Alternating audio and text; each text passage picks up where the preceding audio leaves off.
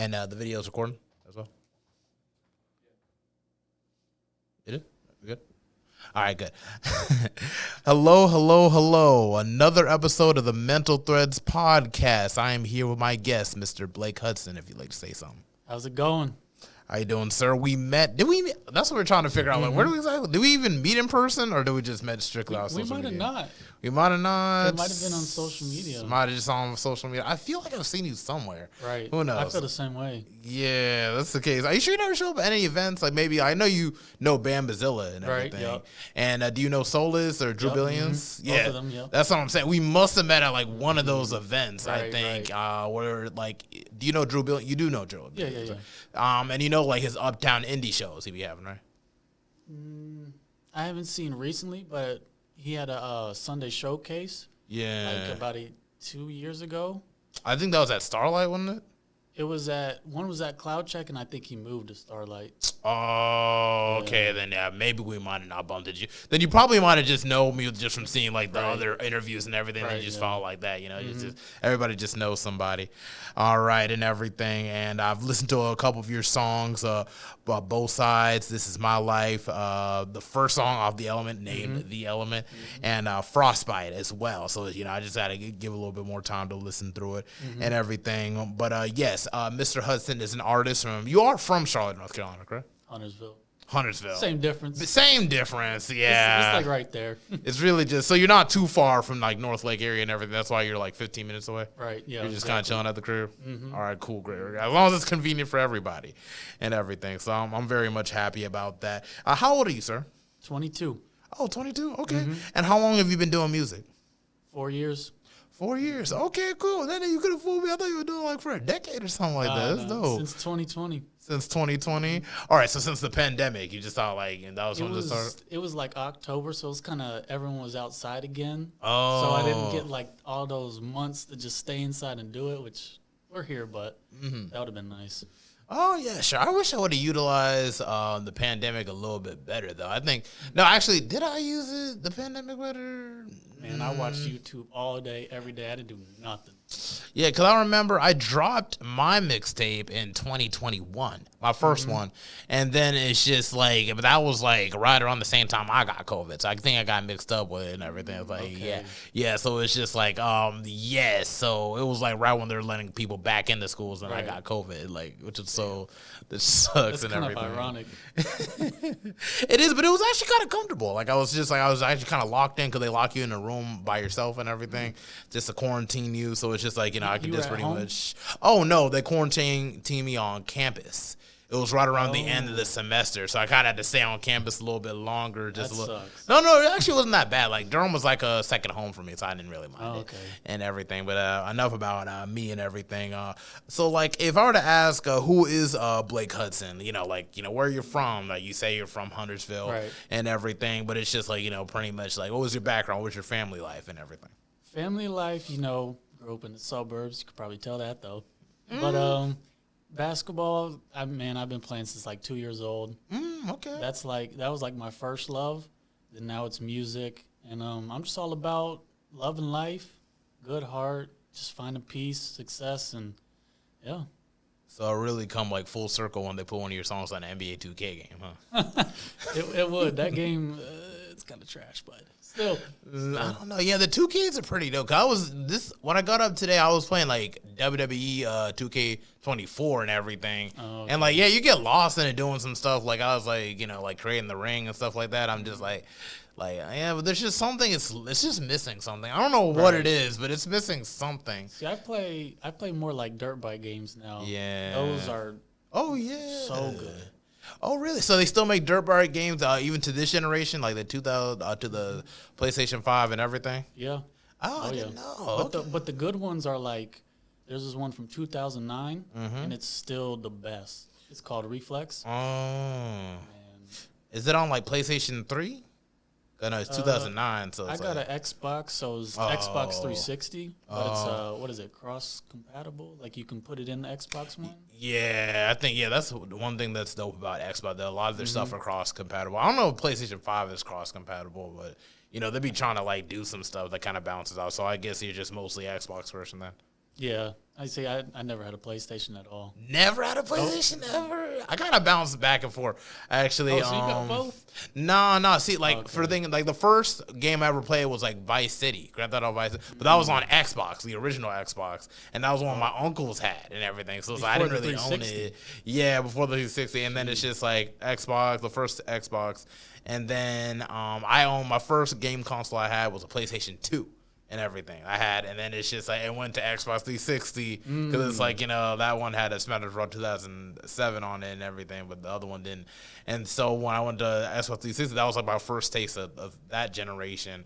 And then from there, it's just like we just decided to get a PlayStation 3 as well. Oh, so you like bounced around, kind of. Yeah, kind of. See, I was 360 to 1. That's it. Yeah, it's just I like how the 360 controller kind of felt heavier and everything. You know, I played the games like Assassin's Creed, the third one with like when they're in the United States and stuff like that. You play that Native American? I haven't played Assassin's Creed. Oh, no. So it's just mostly just motorbiking games and stuff. Pretty much. I've actually been getting into Minecraft because it's like just a creative thing to do. But yeah, that's pretty nice. And they never really had to change much about it, really, now that you think about it. It's kind of stayed exactly the same. I played Minecraft on Xbox 360 and everything, and it kind of felt all right. See, my cousins, they're like 11 all the way to 5, and they're just now getting into it, and they love it. And it's the same game I played. Yeah, it never changed. But there's so much you can do with it, though. Like, I've seen people create stuff like, you know, I think the Death Star or something like that, or something like that. And then game modes like Hunger Games or whatever, I played that on there, and that's really fun. You watch the movies and everything? Hunger Games? Yeah, I never watched the movies. I just know that Jennifer Lawrence did it, and she played Mystique in X-Men, and I was like, See, I'm big on Hunger Games. Oh, word! How many movies they make? I know they made a whole lot of books. I think, as far as I know, 3. 3? Just 3 movies? I think so. I could be wrong. Yeah, it was like the first one. Then I think one of them was Mockingjay, and like there was one called Catching Fire. I think. Okay. Because I seen the posters, but I never watched the movies. I get the gist of it and everything. But if like we're just bounce back onto you and everything. So it seems like you have interest for like things like Hunger Games, Xbox 360, and the motor games and everything as well. Stuff of that nature. But it's like, when did your love for music pretty much just start? It's kind of a crazy and all over the place story, That's but in 2020, I'll never forget. It was like October 1st or something. I played basketball. I got home, and there was never any, I'm going to try music. I'm going to do music. Today's the day I'm going to do it. That never happened. I was watching YouTube. Next thing I know, I got my computer out, and I'm writing lyrics with the beat. So, like, something in my body told me, get up, go to the computer, and start. And that's it. It was nuts. That's great. That's actually great, because it's like, it doesn't have to be some like dragged out story or anything like that, but it's just like, you know, it's just kind of funny how people just kind of find their niche and everything. It could be something as simple as just listening to a beat and letting that inspire you. The beautiful thing about rap music, I think, is just like it's built on inspiring people. You know, I know a lot of people like kind of like take it out about the bragging and stuff like that, and like throwing stacks on some ass, drinking lean. But it's like, but no, it's like, I feel like the real true heart of like hip hop and rap in general is just to inspire and everything, and to inform. So it's like, in that sense, just by listening to that beat that inspired you to actually write some lyrics, and then now you're at a point where you're just about like what, 3-4 projects deep now that you uploaded. Like that, something like that, something like that. Yeah, because I see stuff like a Summertime album, The Element, and the Twilight Zone EP and everything. Like, that's what I'm saying on like YouTube. Like, I'm a YouTube music kind of guy. That's where I go get the music and everything. But and on top of that, so many different songs like Both Sides, This Is My Life, The Element, and Frostbite, which I already said earlier, and everything. But yeah, it's just like something so simple as that led you to like this run of done songs and songs after songs, and you're pretty good. You're very, very consistent. Thank you. I really appreciate that. No problem. I think it was God that night, though, because there's stuff all the way before it, and again, no intentions of I'm gonna do music. It just happened, and it's crazy. It's nuts. It's just crazy.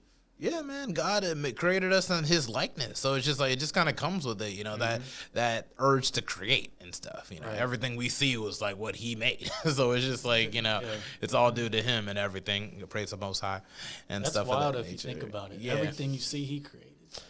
Yeah, everything you see, He created.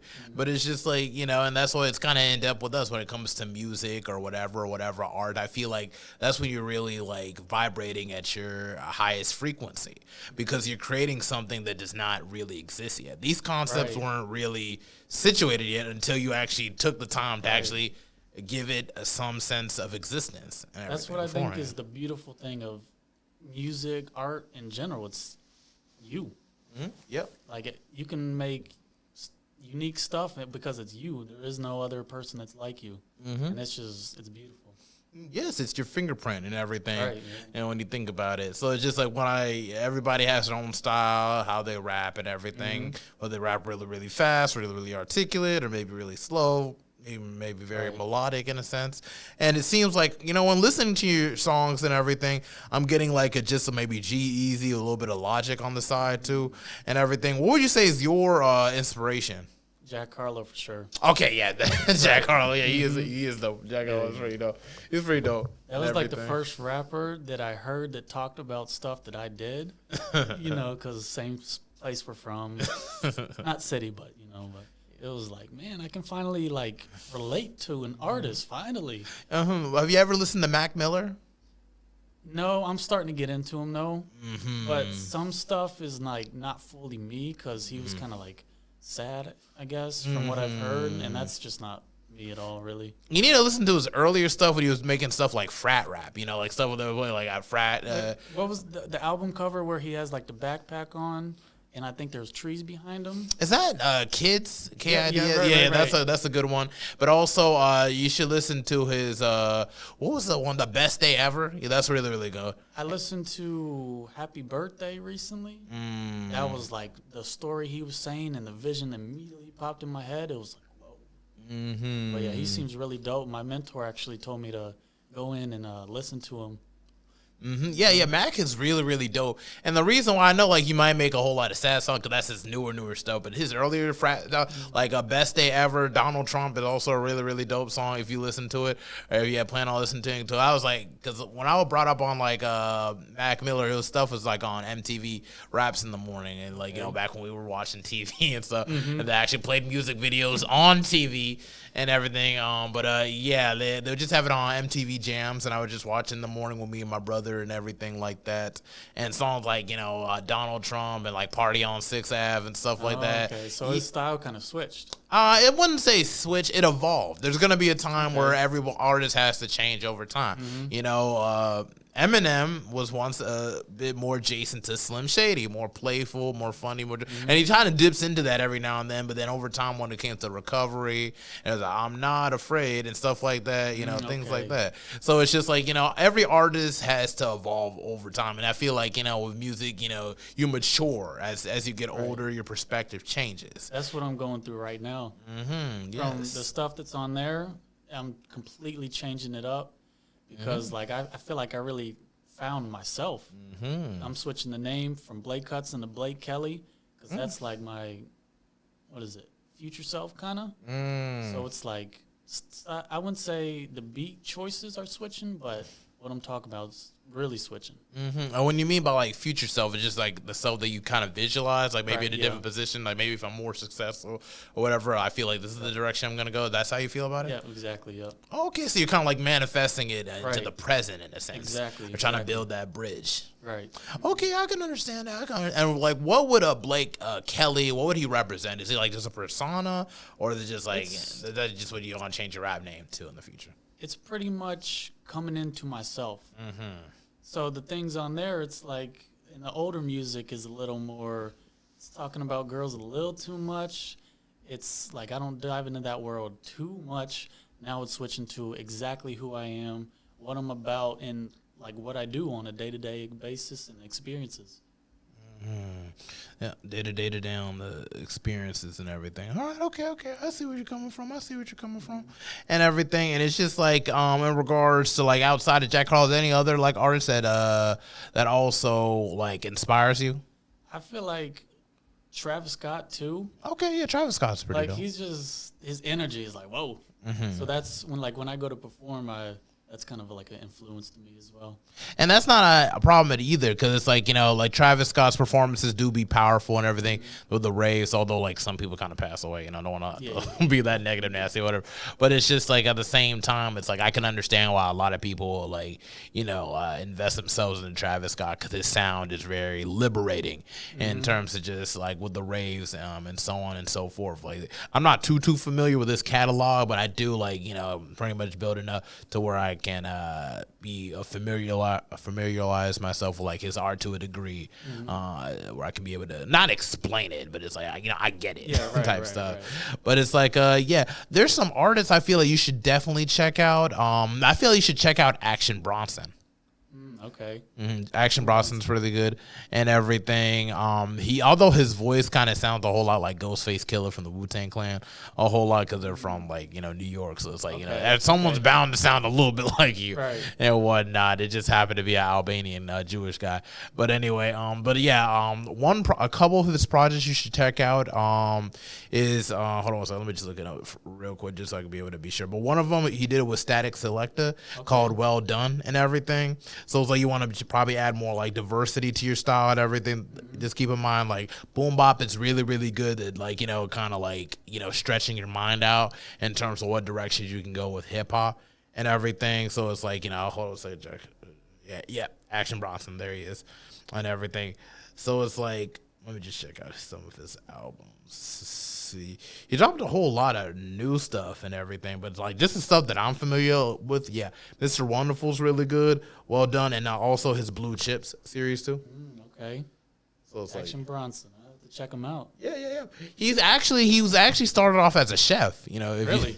Chef. So it's like you're gonna hear a lot of food references. So so it's like that's just one of the aspects of rap and hip hop that it really doesn't matter. You don't have to like shoot someone or kill somebody. Right. So you can just come from like a background of like just being a chef. Right. So you can make his money off just being a cook and like would still make like good music at the same time as well. Yes. Yeah. Boom bop is really really dope to check out and everything. And I feel like Action Bronson has a very unique sound and voice. You know who I've been getting into? A couple artists recently. Oh, who? Madonna, Elvis, and Amy Winehouse. Amy Winehouse. Okay. Yeah, Amy Winehouse ain't bad. And like Madonna, I ain't too familiar, but I know like she does like make a whole lot of wonderful timeless music and everything. Didn't they drop one of her songs like in the Deadpool and Wolverine movie? I don't know. She just had a documentary though.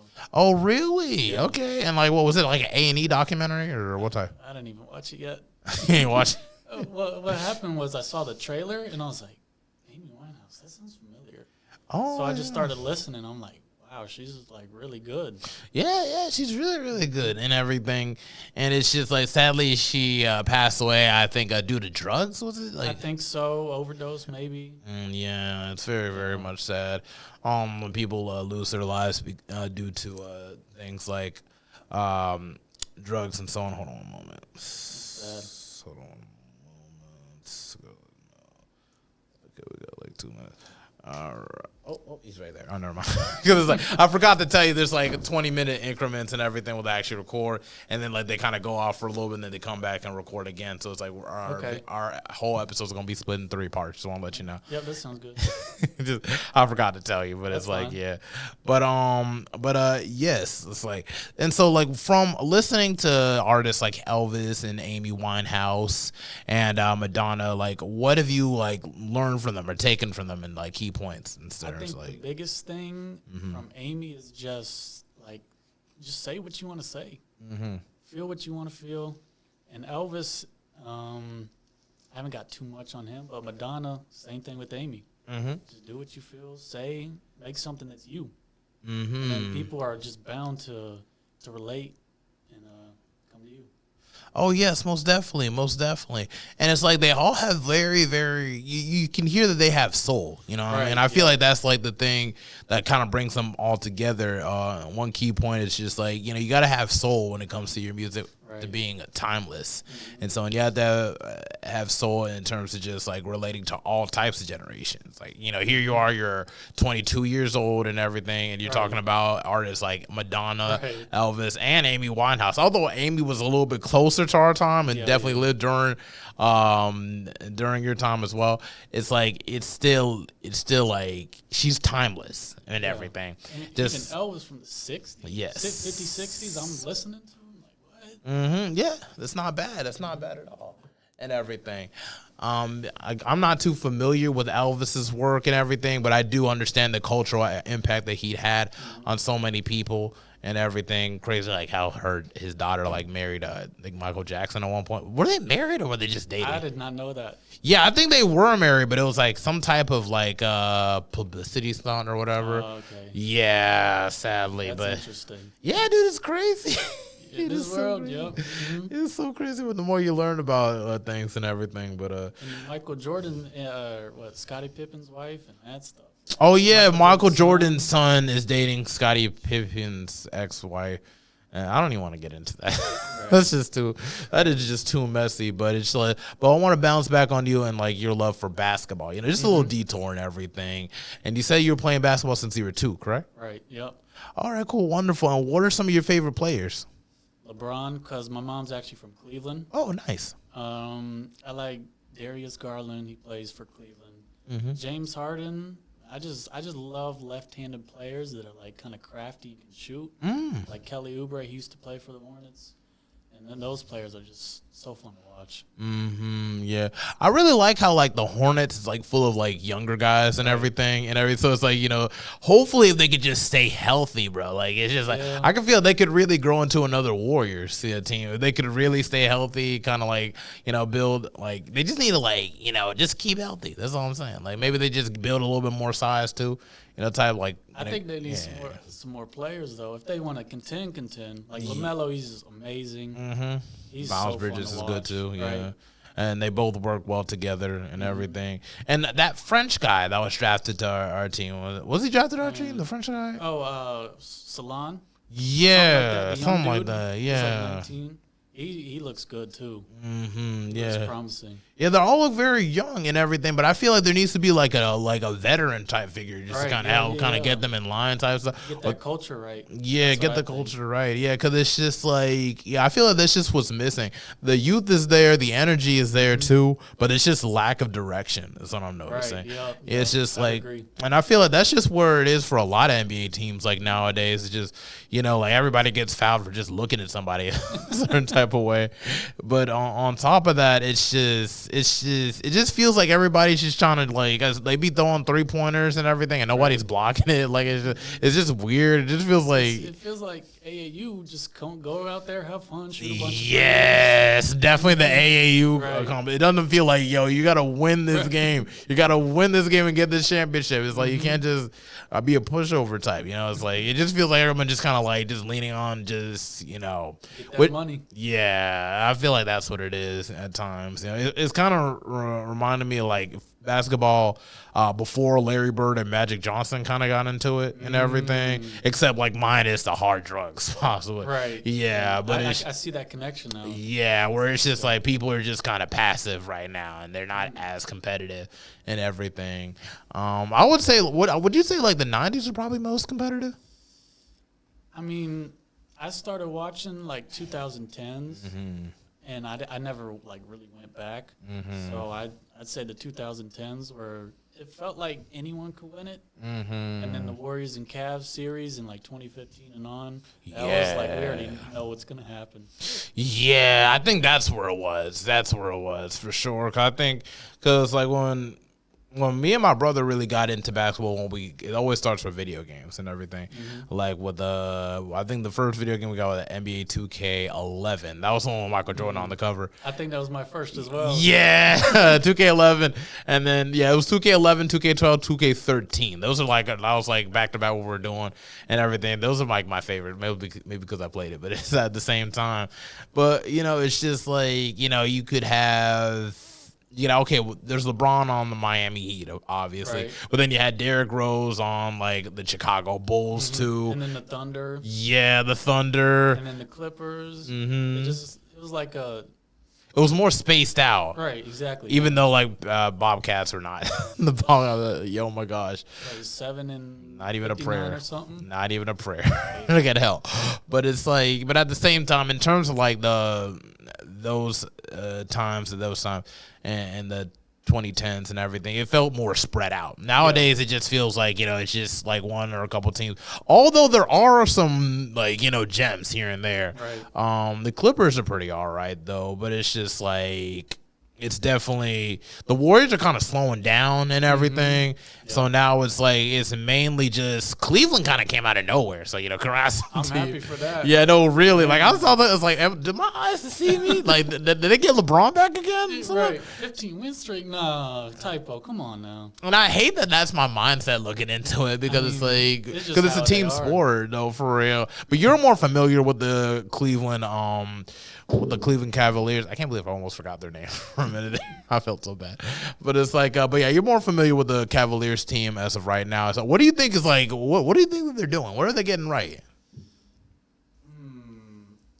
I mean, they got a new coach, and I like that coach. I think his name Kenny Atkinson. He's from Brooklyn.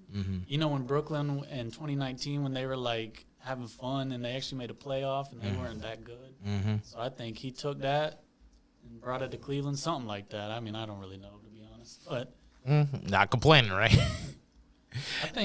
I mean, they look like they're having so much fun. Yeah, I think it was the Cavaliers, and I think it was the Warriors up there for a little bit, but I haven't checked the standings in a while. The Warriors dropped. Yeah, I need to double check it. Actually, better let me just look. I know the Cavs are up there. I think Boston, Phoenix is a surprise because they're like 10th with Kevin Durant and Devin Booker. Yeah, they made it to the 10th. They're the 10th seed in the West. With all them players. Oh, wow. Because it doesn't matter to get a super team. Okay, yeah, Cavaliers are 30-4, and then it's Celtics, and then it's Knicks, and then it's the Magic, and then it's the Bucks. Bucks make sense being up there and everything. Celtics, of course, they were here then last year. Knicks, I don't know. I haven't been hearing a whole lot from the Knicks lately. What is that, 4 seed? They're the 3rd. Yeah, I mean, in the East. I think that's pretty predictable. Yeah. Because they just got Cat, and he's balling. Okay, that's cool. Okay, the Knicks coming back with it. It's like, yeah, they're good now. They're real good. But when everybody says they're good now, that's when they never make it to the finals. So. Yep, they've never been there. So. Okay, so it's like Western. Okay, OKC. That's the number 1 on the West. And then it's like the Grizzlies. Okay, I can see that. Rockets. Okay, the Lakers, obviously. Lakers are 4th? Lakers are 4th. Damn, I didn't know that. I thought they were like 10th. No, they're the 4th, and it's the Nuggets, and then it's the Mavericks, then it's the Clippers, the Spurs, the Warriors are at 9th. Ooh. Yeah, and then the Timberwolves. I thought the Timberwolves would be a little bit further up. I thought the Timberwolves were playing pretty good. They traded Cat, so I think that's why. Oh, okay. And then the Suns. Yeah, that's bad. That's 11. Sacramento Kings at 12, Trailblazers at 13, Jazz at 14, Pelicans at 15. The Kings are surprised to be that low. Ah, man, I just seen the Hornets, and the Hornets are at the 14. So, oh my God, that's every year though. Oh man, we're starting a little bit stronger though this year, weren't we? And then they got injured, and actually that makes sense. No, I see it.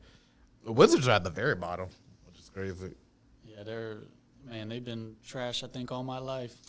Dang, no. No, except the Gilbert Arenas years in like 2006. So. Yeah, man. Didn't DJ Augustine used to play for the Bobcats at one point? Yeah. That's when he was a little bit explosive and everything too. The Hawks are pretty good, like at 7. Yeah, and the Pacers at 8. That's a little surprised the Hawks being up there that high. I mean, it just sometimes it's not even surprising. Sometimes you got to be down just a little bit just to get yourself situated. You know, that's one thing I learned about like even like teams like in the NBA or even in NFL. Like really, all you got to do is just stay down and just like get yourself situated, and the next thing you know, everything works. Yeah. And Charlotte, like the Carolina Panthers was like that for 1 minute. I mean. With Cam Newton, you remember, and then like that was fun. And then before then, it was like wait, what? Panthers be in the Super Bowl again? Nah. And then they made it to the Super Bowl again. Right. They're almost undefeated. They only lost one time that season. Man, that's crazy. You know, one time. I got a funny story about that. Mm-hmm. I think it was 8th grade for me when they went to the Super Bowl. Oh, really? Okay, yeah, you were young. You're in middle school. Right. And this girl, she brought, everyone was in Panthers gear the whole day, the whole week actually. This one girl brought Broncos stuff every day and wore it. Man, we hated her for that. Oh my gosh. Is she from there? I don't think so. I think she was just hating. Dang. Right. And then they won too. Just being in that 1%, man. Oh man. I still like get mad at that. You know what I mean? No. Just thinking about like that Super Bowl. Everything else was good, and then the Super Bowl was just like, oh man, we almost had it, but it was just such a crazy defeat though. Like it was just like I don't know. That's why people like believe like whether this stuff is paid off. And everything like scripted? Yeah, like not just that, but it just like even like with like the boxing match with Jake Paul, with Jake Paul and Mike Tyson, because there was so many openings that Mike Tyson had and just didn't take. It's My dad put 500 on Mike Tyson. Oh no, I wouldn't have put no money on it because I feel like a lot of people knew what was gonna happen, like with like getting paid off. My friend was telling me that, but. My dad he went ahead and. I just had to watch it first to just be sure. Is he really going to fight, or is he going to fight in a sense? And he fought a whole lot. For that money. Yeah, man. You can't be mad at Unc for that. But I was actually, I was a little bit mad. I'm not even going to lie. I mean, get the money, but it's up to you. First boxing match on Netflix, though. Like, boxing event on Netflix. Like. Sucks though. 500 down the drain. The woman's fight was actually the dopest one on the card. I'm not gonna lie. I heard. I didn't see that though. It was really good, but that Puerto Rico woman was robbed though, for real. I remember that for sure. She was robbed and everything. Like, and a lot of people were saying it to you and I. They're like, "Yeah, you robbed. They robbed you." I'm gonna have to check that fight out again and everything. But it's like, but yeah, in regards to like basketball and like you playing basketball, what position did you play? Shooting guard.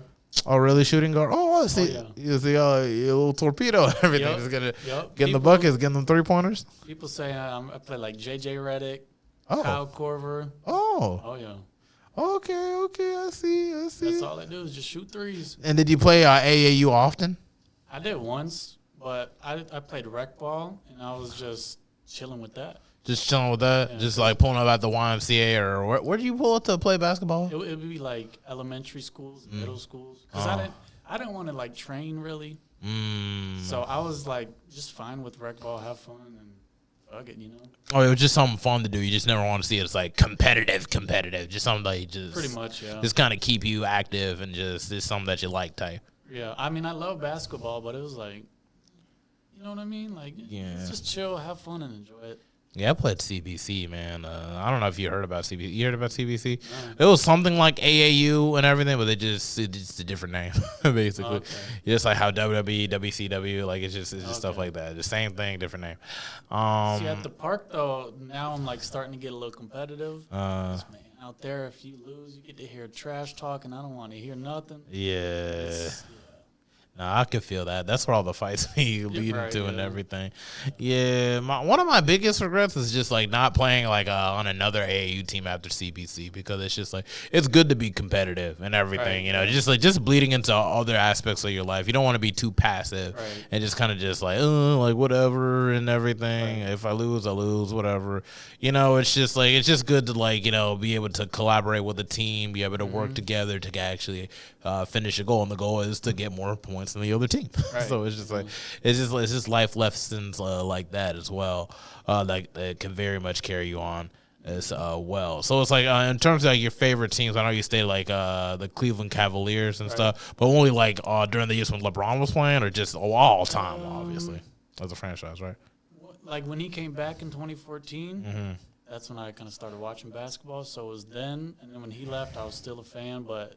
I'll be honest, I'm a bandwagon. Wherever he goes, that's my favorite team. Yeah, that's another thing about basketball nowadays. This is hard to get into. Is like I feel like people are more like fans of like the actual individuals playing instead of like the whole team and everything. And that's what stinks and everything because like you had your Bulls fans, your Lakers fans, your Celtics fans. It's not like the NFL where people got one team and that's it. And that's all they stick with. Now it's just like people be hopping teams all the time. Yeah, I'll be honest. I'm kind of one of them.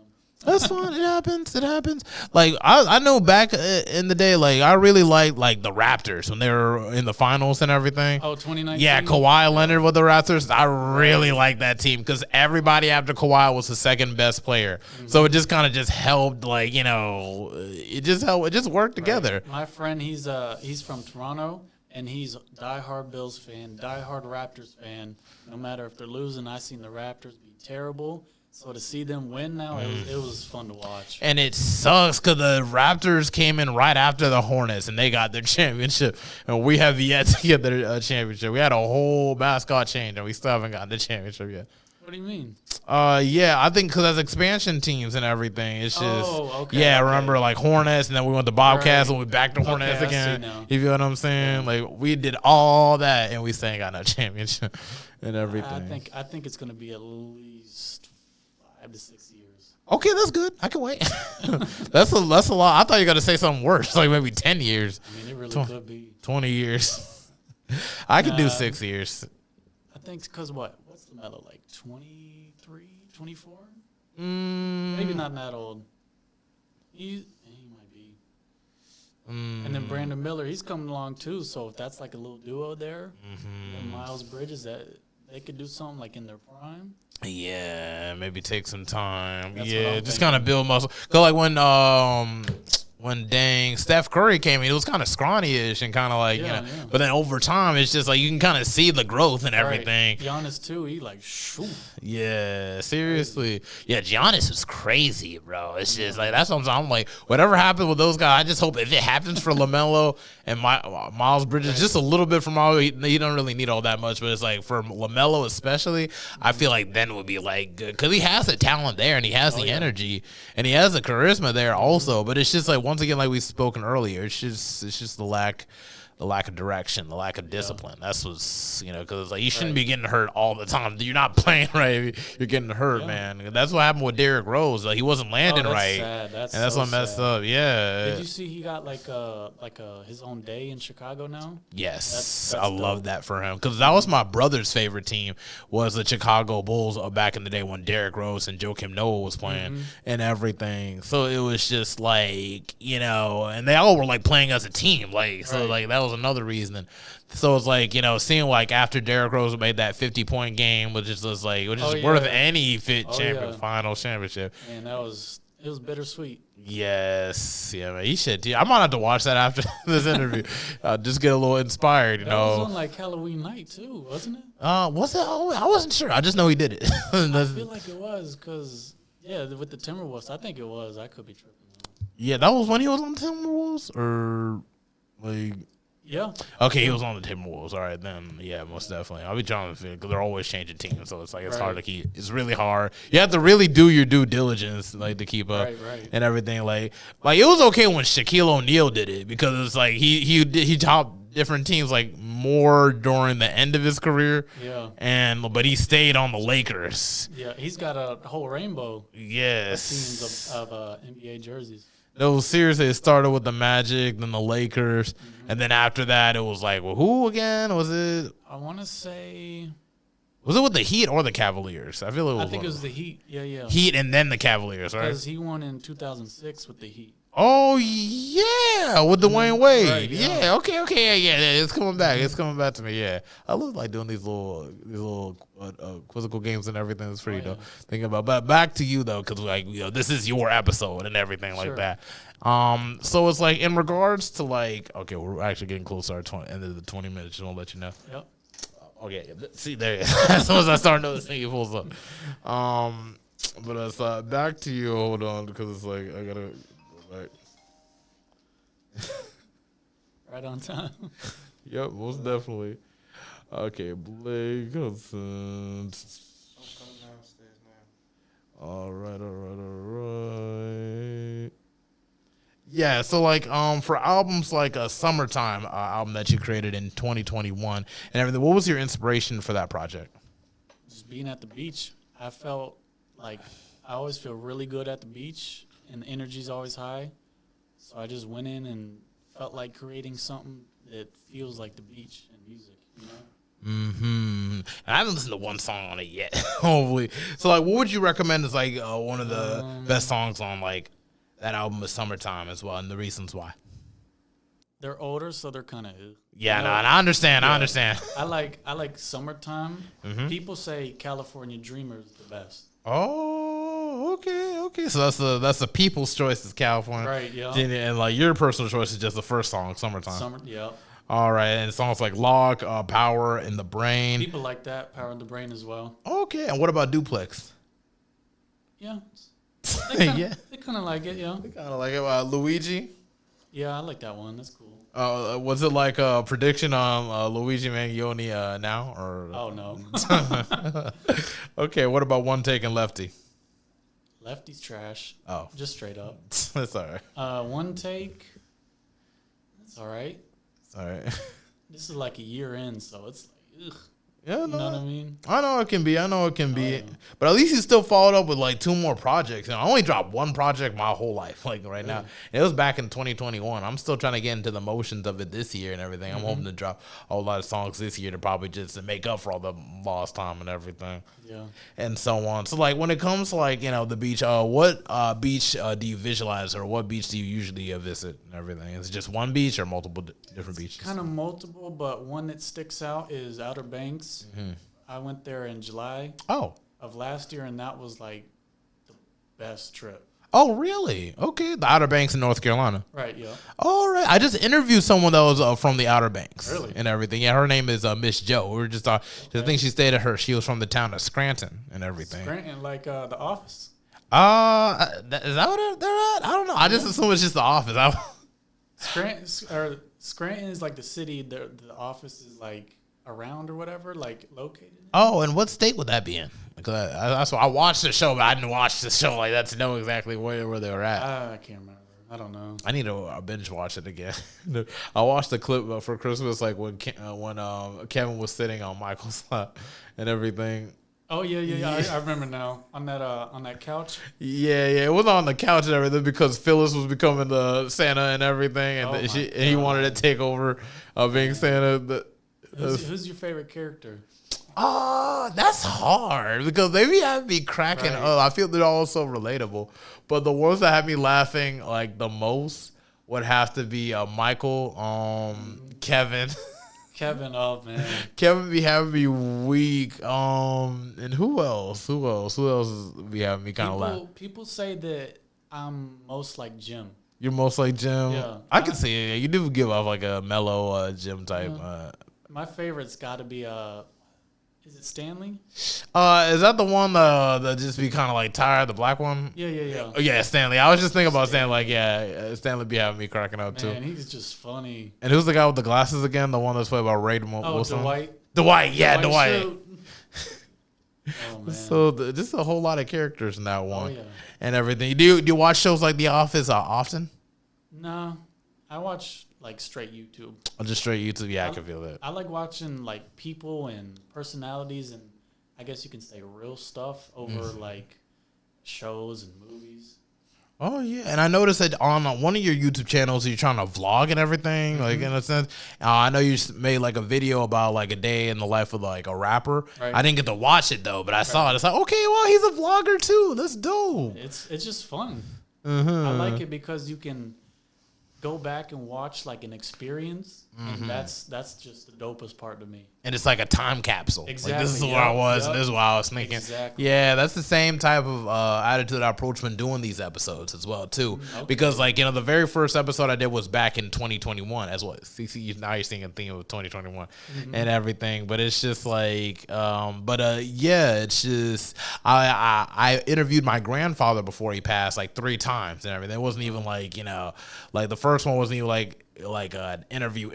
It was actually like an interview for a project in college, and I just reused the audio for a podcast episode. Okay. And from then moving forward, I would just use that same format. Instead of just me talking, I'd always talk to somebody else. Interesting. Yeah, still see his episodes now. It's actually because of that episode. He said on the episode when he was talking that if he were to pass, he wanted to be buried in the States, actually. And, you know, because, like, I'm African. We're from West Africa, Liberia to be specific, and everything. There was almost going to be a little family feud trying to figure out, okay, where we're going to bury him. We should bury him back in Liberia. But he said, word for word, he'd rather be buried here in the States because he's close to all his grandchildren. Yeah. So it's like, because of that, you know, like, there's so many uses you can use for vlogging and everything, whether if it's people just who have interest in wanting to be a rap star or whatever, who may come from, like, your background, like you say you're from the suburbs, you know. Right. And some people might be discouraged, and then like that's because of people of Jack Harlow and everything that exists. It kind of encourages you to want to express yourselves. Art. Do I say artificially? Artificially sounds fake. Artfully, artistically. That's what it is. Okay. Yeah, artistically, and everything. Would you say that in a sense that that could be a positive use for you vlogging? Oh yeah, because I've used to kind of find it hard to express myself through music. That's why I'm switching names and coming out with all new stuff. And vlogging was easy. Like, you just see me and that's it. Yep. That's wonderful. That's wonderful. And it could be very much like useful for you in building your brand as well.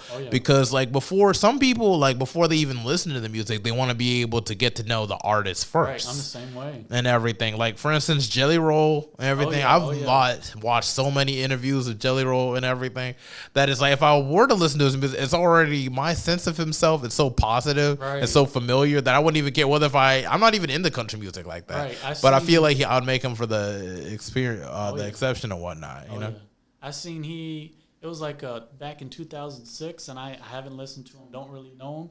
I was like, man, I like this dude a lot, and it's just so dope that you know, social media can do that now. And it's like you're talking about Jelly Roll, right? Like, you actually listen to Jelly. Yeah. So you actually listened to Jelly Roll in 2006? No. I don't listen to him like now. But you heard of him. I seen a video of him in 2006, and I was like, man, I like this dude.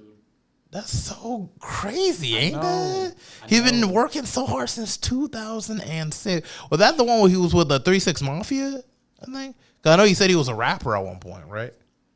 Yeah, the video was like him freestyling with all his dudes around. Wow. Like where he's from. I gotta find that video now. Oh yeah, it's on YouTube too. Yeah, I remember. I think the thumbnail was just big old dudes in white shirts. Wow. So look for that. Okay, so I just Google like big old dudes in white shirts. I would Google Jelly Roll freestyle in 2006. All right. Yeah, definitely. Now I can find it and everything. All right. Yeah. That is so crazy. Because it's just like, when I heard that he did rap music, I didn't even bother even looking at his rap music and everything. But I was trying to find time to see, but I didn't know, like, where would I start? I just say Jelly Roll rap or whatever. But it's okay, he'd be freestyling. All right. He was going crazy. I forget what he said, but man, the rhyme schemes were like, what? Yeah, and after that speech he did at the CMT Awards and everything, he was 39 when he got that award. Just keep them on 39. And he dropped that freestyle in 2006. I just got goosebumps from that. Like, seriously, I just think about that. Like, you got to listen to that just to get, like, you know, motivated and everything, you know. 39. Yeah, and it's a new year. By the way, he's the first episode of this. Yeah, my apologies. I didn't even get to point that out. I'm grateful for that, though. Yeah, no, seriously. And it's just like, you know, just having you on this episode in particular and everything, it's just like you have so much ahead of you, but that's just the moment that it's just like you actually set the fact that you even set out these projects like Summertime, The Element, and Twilight Zone, to know that you're actually consistent in actually getting these out, it's just phenomenal. Thank you. I really appreciate it, because it's just stuff that I feel like maybe if I just invest in myself hard enough, maybe then I could be able to get a whole lot, of stuff out as well, right? And everything. So it's for the album, The Element, what was your mindset going in actually creating this project and whatnot? Because I see he actually has he has a Hornet jersey on and everything. I wanted to make something that represented where I'm from, kind of like Huntersville and Charlotte, and I don't know how to explain it, but it's the feeling is it feels home. You know what I mean? It feels home. It feels familiar and everything. Right, exactly. Kind of going to your roots, your foundation within yourself. Pretty much, yeah, exactly, yeah. Okay, yeah, sure, that makes sense. Because it's all in the words, The Element. So it's element is very basic and foundational term, talking about chemicals and everything on a periodic table. That's all the elements. So my friend, I couldn't think of a name. I had the album done, couldn't think of nothing. I asked my friend, I was like, what do you think you should name, or I should name this? He goes, The Element. I'm like, oh, okay. Well, that's the name. That's hard. I like it.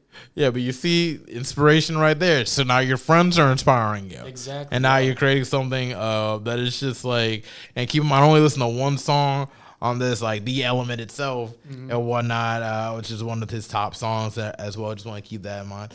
But going over the track list, we got Just Stop It, Dog Pound, Cherry Pop, Ferris Bueller, which I feel like I need to check that one out.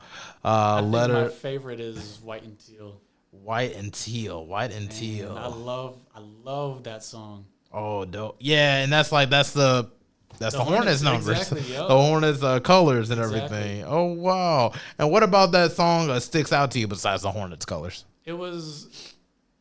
I always wanted to make something chill, but I never really knew how to do it for real. Oh. And this was finally it. I'm like, okay, this is how to make chill stuff like me. I'm chill. Mm-hmm. Finally, this is me. Oh, okay. That's great. I need to listen to that song if it's chill, because when I think about chill songs and in general, obviously you think about J. Cole, of course. He has a whole lot of chill songs, and Kendrick Lamar got a whole lot of chill songs too, mostly through the mixtape era and everything. But as well, I feel like artists you should definitely check out if you want to be able to pick up that niche is Mick Jenkins and Isaiah Rashad. Those are what is that? Isaiah Rashad. That sounds familiar. He's on TDE. And he has an album called The Sun's Tirade. And hold on one second. Let me just see Isaiah. Although he has a little bit of controversy, I'm gonna let you have to see that. But nothing too crazy. But it's he just dropped an album in 2000. Dang, that was in 2021. Why I say just? That was I feel the same way. Yeah, The House is Burning. The Sun's Tirade, Sylvia Demo. Welcome to the Game as well for all his mixtape stuff. It was okay. So it's they got some stuff they should check out. I'll be sure to send you a link for sure. Yeah, that'd be and great. Everything. Just to be able to help you out with that, because Mick Jenkins and Isaiah Rashad, I think there's another one I'm forgetting as well, but I'll be sure to send you and everything if you want to be able to kind of grow as an artist, because Mac Miller, Wiz Khalifa's really good too. Okay. Wiz Khalifa's really, I feel you would really like Wiz Khalifa and everything, although he talks about pot a whole lot, but it's but at the same token, I can still get something from it. Yes, for sure. Especially Pittsburgh rappers with Wiz Khalifa and Mac Miller and everything. What they've mastered is just they mastered a sense of authenticity within their art as well. It's just Wiz is so I don't want to say to himself, but Wiz is just so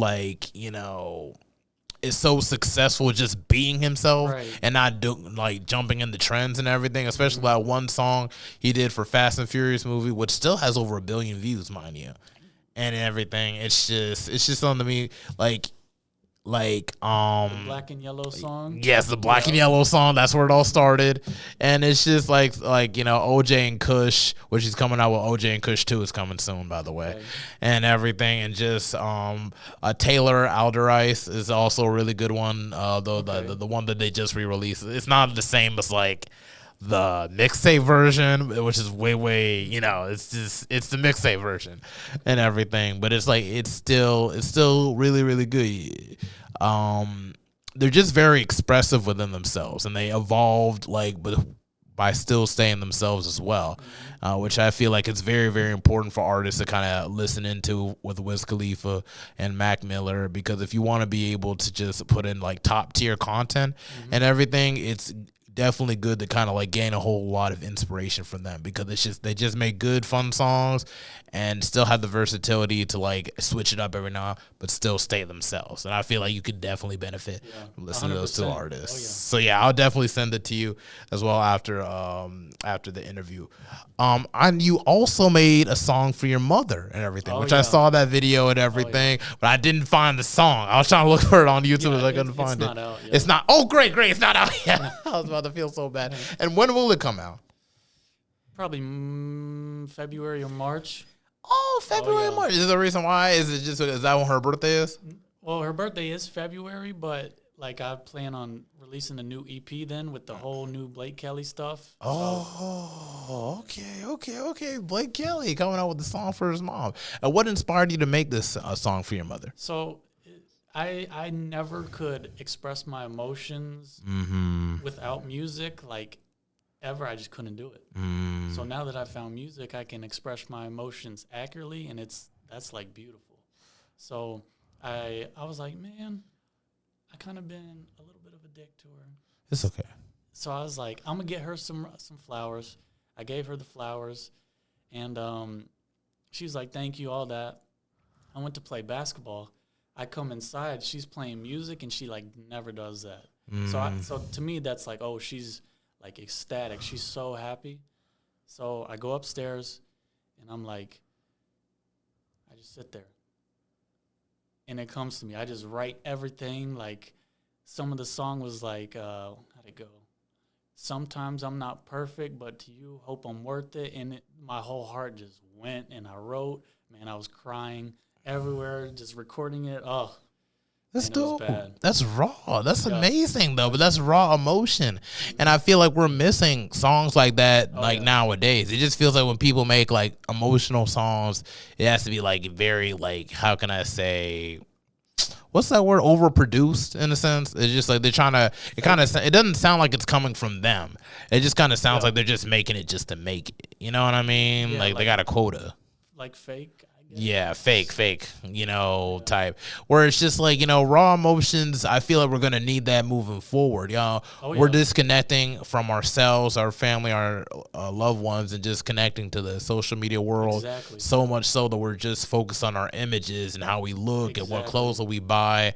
Then when it's really like the real things that matter are like, like your friends, your loved ones. Those are those stuff that's in front of you. Yes, those connections, those last forever. And making a song about like your mother and everything, that's really dope. You're hearing it from me, and I ain't even listening to you, but I know it's gonna be hard and everything, because you have a whole lot of talent, man. And it's just like, it don't matter where you come from, whether you're from the hood or from the suburbs or whatever. It's just like true talent and everything, and the dedication to actually make these projects happen and actually set a priority for yourself. Like I even saw your Spotify, so I saw that you had merchandise out. And everything. I'm trying to figure out how to get merchandise out. So like now we got more to talk about. It's easier than you think. All right, I'll tell you that, man. I'm not good with computers, but setting it up, it was actually really easy. Do you set it up on Shopify? Right. Yep. Yeah, I was trying to do that in college. I don't know what was going on, but I just couldn't figure out how to do it and everything. Cause I definitely want to get this like all the logos on the shirt and everything. So if you can show me, that'd be really dope and everything. But we're getting close to the end and everything. And we got to be sure to wrap this up. Is there anything else you want to know, let the crowd know and everything before we go off? Yep. I got EP coming either February or March. I'll start performing again, and it's going to be fun. I got so much stuff planned. It's going to be a ride. Wonderful. We got stuff planned and stuff coming and everything. So when's the nearest event you're going to perform at, man? Probably, I say Evening Muse. Oh, dope. Yeah, like in March, February. Okay, be sure to let me know. Send me that memo whenever you're going to do that and everything. All right, if that's the case, Mr. Blake Hudson, I want to just say thank you for hopping on. It was a pleasure having you on and everything. You know, beforehand, I wasn't really sure where everything was going to go and everything because usually I'm so used to just talking to people over time before setting stuff up. But we just been talking for a little bit of time, and you just, hey, I'm going to do it. This is your first podcast you ever done? Oh, yeah, first time. Oh, dope. Wonderful. I'm everybody's first. Yep, thank you. That's great and everything. If that's the case, I appreciate you for doing your first episode here with the Mental Threads podcast. I appreciate I'm pretty sure there's going to be plenty of interviews in your future for sure and everything, but this is going to be the genesis right here. Oh, yeah. Where it all begins. All right, that's the case. I want to say thank you for coming. We are sewing in and we are sewing out. That's it for the Mental Threads podcast. Sweet. All right, so how did you feel about the whole experience? So fun. Oh, really? All right, cool, great. I'll be wondering and everything. Yeah, I'm back. Back with a little something.